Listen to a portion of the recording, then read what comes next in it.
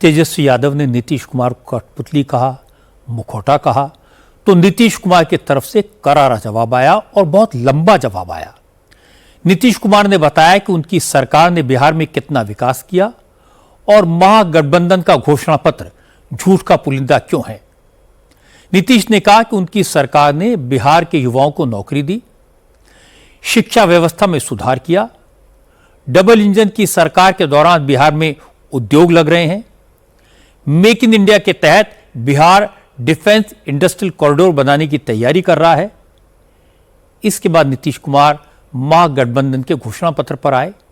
नीतीश कुमार ने कहा कि आजकल कुछ लोग युवाओं को गुमराह करने के लिए सरकारी नौकरी और रोजगार को लेकर झूठी घोषणाएं कर रहे हैं।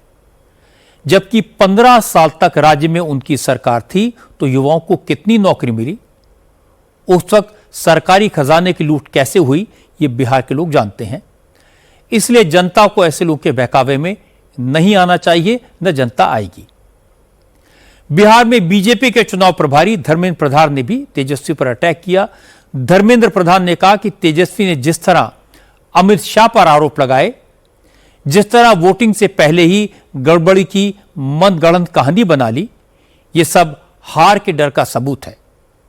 धर्मेंद्र प्रधान ने कहा कि तेजस्वी चाहे जितने झूठे वादे कर लें, लेकिन इस बार लालटेन का बुझना तय है। रविशंकर प्रसाद ने कहा जिस तरह मंच पर तेजस्वी छाए हुए थे, उससे साबित हो गया कि चुनाव से पहले ही महागठबंधन बिखर गया है। कांग्रेस ने आरजेडी के सामने सरेंडर कर दिया है। तेजस्वी प्रण, क्या प्रण बोलते हैं, क्या बोलते हैं, प्रण न राहुल गांधी का प्रण है, तो फिर तो ये तो कमाल है साहब, न महागठबंधन का प्रण है। हम तो एनडीए का मैनिफेस्टो रिलीज करते हैं, एनडीए का कार्यक्रम रिलीज करते हैं। अब मित्रों, मैं आपसे एक और बात कहना चाहता हूं और ये बात बहुत इंपॉर्टेंट है। जब आप शादी करते हैं, कोई भी समुदाय हो, तो घर खानदान देखते हैं ना, इनका अतीत कैसा रहा है, क्या रहा है, सब देखते हैं ना, तभी ना बेटी देते हैं या बहू लाते हैं। तो ये जो प्रण की बात कर रहे हैं, तो आपके पूर्व के प्रण का क्या हाल रहा है, ये तो हम सवाल पूछेंगे ना। 7.5 साल पिताजी मुख्यमंत्री, 7.5 साल माताजी मुख्यमंत्री, क्या हुआ 15 साल में देश जानता है। बिहार जंगल राज के खोखले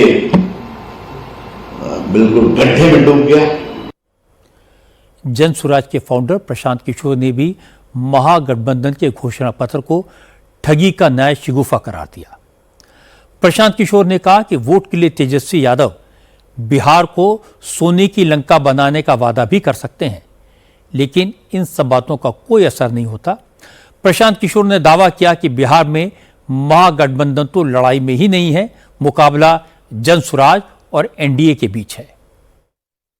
आपने वो कहानी सुनी होगी बूढ़े शेर की। जब शेर बूढ़ा हो जाता है तो वो खुद से शिकार नहीं कर सकता।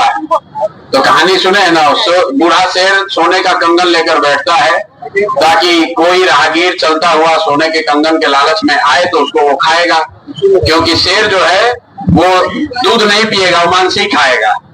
तो तेजस्वी यादव और राजद के लोग अगर जीत कर आए तो ये अपहरण, रंगदारी, गुंडागर्दी को छोड़कर, जंगल राज को छोड़कर कुछ नहीं कर सकते हैं। लेकिन बिहार की जनता को मूर्ख बनाने के लिए जैसे सोने का कंगन दिखाया जाता है, वैसे ही दिखा रहे हैं कि हम आएंगे तो 2,500 रुपया दे देंगे सबको। उससे बात नहीं बनी तो कहा कि हर घर में नौकरी दे देंगे। उससे भी बात नहीं बनी तो 1,000 और प्रॉमिस कर दिए हैं। अब सब लोग हमको वोट दीजिए किसी तरीके, क्योंकि करना उनको कुछ नहीं है। किसी भी तरीके से वोट ले लो, उसके बाद 5 बरस देखा जाएगा।